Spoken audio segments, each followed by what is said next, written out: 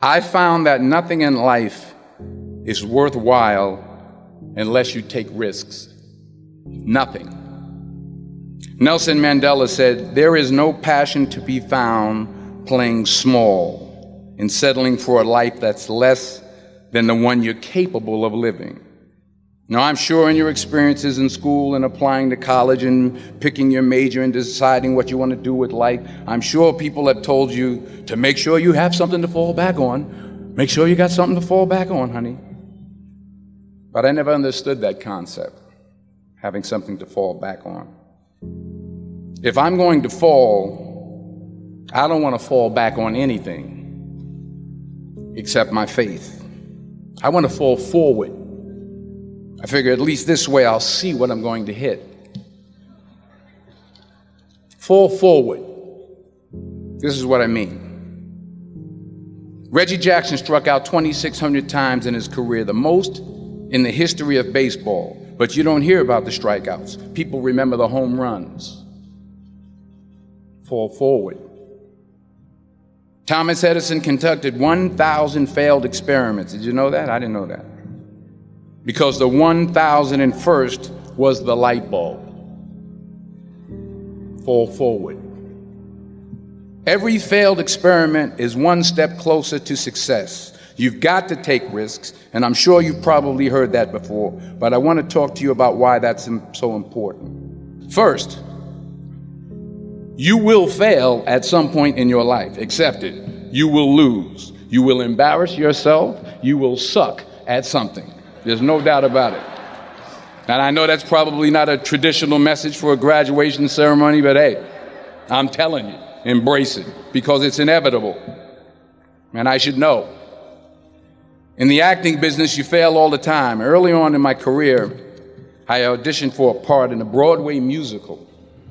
Perfect role for me, I thought, except for the fact that I can't sing.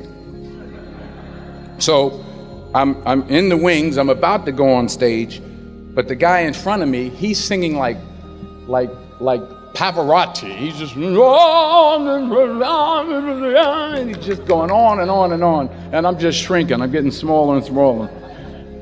So they say, "Oh, thank you very much, and you'll be hearing from us." So I come out with my little sheet music, and it was Just My Imagination by the Temptations. That's what I came up with. So I hand it to the accompanist, and she looks at it and looks at me and looks out at the director and was like, "Nice." So I start, I'm going to sing. I'm like, "It's just my imagination once again, and then coming away with me." And I'm not saying anything, so I'm thinking I'm getting better. So I start getting into it. It was just my imagination. Running. They say, "Oh, yeah, thank you very much, Mr. Washington. Thank you." So I assumed I didn't get the job. But the next part of the audition, he called me back. The next part of the audition is the acting part of the audition. Now I'm like, hey, okay, maybe I can't sing, but I know I can act. So they pair me with this guy, and again, I didn't know about musical theater. And musical theater is big, so they can reach everyone all the way in the back of the stadium. And I'm more from a realistic, naturalistic kind of acting where you actually talk to the person next to you. So I don't know what my line was. My line was, "Well, hand me the cup." And his line was, "Well, I will hand you the cup, my dear. The cup will be there to be handed to you." I said, "Oh, okay." "Well, should I give you the cup back?" "Oh, yes, you should give it back to me, because you know that is my cup and it should be given back to me." I didn't get the job. But here's the thing. I didn't quit. I didn't fall back. I walked out of there to prepare for the next audition, and the next audition, and the next audition. I prayed. I prayed, and I prayed. But I continued to fail, and fail, and fail. But it didn't matter, because you know what? There's an old saying, you hang around the barbershop long enough, sooner or later you're going to get a haircut. So you will catch a break, and I did catch a break. Last year, I did a play called Fences on Broadway. Someone talked about it. Won the Tony Award. And I didn't have to sing, by the way. But here's the kicker. It was at the Court Theater. It was at the same theater that I failed that first audition 30 years prior. The point is, every graduate here today has the training and the talent to succeed. But do you have the guts to fail? Here's my second point about failure. If you don't fail, you're not even trying. I'll say it again. If you don't fail, you're not even trying. My wife told me this great expression. To get something you never had, you have to do something you never did. Les Brown's a motivational speaker. He made an analogy about this. He says, imagine you're on your deathbed, and standing around your deathbed are the ghosts representing your unfulfilled potential. The ghost of the ideas you never acted on. The ghost of the talents you didn't use. And they're standing around your bed, angry, disappointed, and upset. They say, we came to you because you could have brought us to life, they say. And now we have to go to the grave together. So I ask you today, how many ghosts are going to be around your bed when your time comes? You've invested a lot in your education, and people have invested in you. And let me tell you, the world needs your talents. Man, does it ever. I just got back from Africa like 2 days ago, so if I'm rambling on, it's because I'm jet lagged. I just got back from South Africa. It's a beautiful country, but there are places there with terrible poverty that need help. And Africa is just the tip of the iceberg. The Middle East needs your help. Japan needs your help.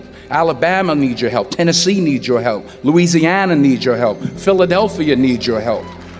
The world needs a lot, and we need it from you. We really do. We need it from you young people. I mean, I'm not speaking for the rest of us up here, but I know I'm getting a little grayer. We need it from you, the young people. So you got to get out there. You got to give it everything you got, whether it's your time, your talent, your prayers, or your treasures. Because remember this, you will never see a U-Haul behind a hearse. You will never see a U-Haul behind a hearse. You can't take it with you. The Egyptians tried it, and all they got was robbed. So the question is, what are you going to do with what you have? I'm not talking about how much you have. Some of you are business majors. Some of you are theologians, nurses, sociologists. Some of you have money. Some of you have patience. Some of you have kindness. Some of you have love. Some of you have the gift of long suffering. Whatever it is, whatever your gift is, what are you going to do with what you have? All right, now here's my last point about failure. Sometimes it's the best way to figure out where you're going. Your life will never be a straight path. I began at Fordham University as a pre-med student. I took a course called cardiac morphogenesis. I still can't say it. Cardiac morphogenesis. I couldn't read it. I couldn't say it. I sure couldn't pass it. So then I decided to go into pre-law, then journalism. And with no academic focus, my grades took off in their own direction. Yeah, down. I was a 1.8 GPA one semester, and the university very politely suggested that it might be better to take some time off. I was 20 years old. I was at my lowest point. And then one day, and I remember the exact day, March 27th, 1975, I was helping my mother in her beauty shop. My mother owned a beauty shop up in Mount Vernon. And there was this older woman who was considered one of the elders in the town. And I didn't know her personally, but I was looking in the mirror, and every time I looked at the mirror, I could see her behind me, and she was staring at me. She just kept looking at me. Every time I looked at her, she kept giving me these strange looks. So she finally took the dryer off her head and said, she said something I'll never forget. First of all, she said, somebody give me a piece of paper. Give me a piece of paper. She said, young boy, I have a prophecy, a spiritual prophecy. She said, you are going to travel the world and speak to millions of people. Now, mind you, I'm 20 years old. I'm flunked out of school. In fact, like a wise ass, I'm thinking to myself, maybe she's got something in that crystal ball about me getting back into school next fall. But maybe she was on to something, because later that summer, while working as a counselor at the YMCA camp in Connecticut, we put on a talent show for the campers. And after the show, another counselor came up to me and asked, have you ever thought about acting? You're good at that.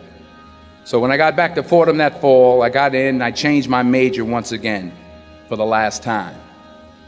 And in the years that followed, just as that woman prophesied, I have traveled the world and I have spoken to millions of people through my movies.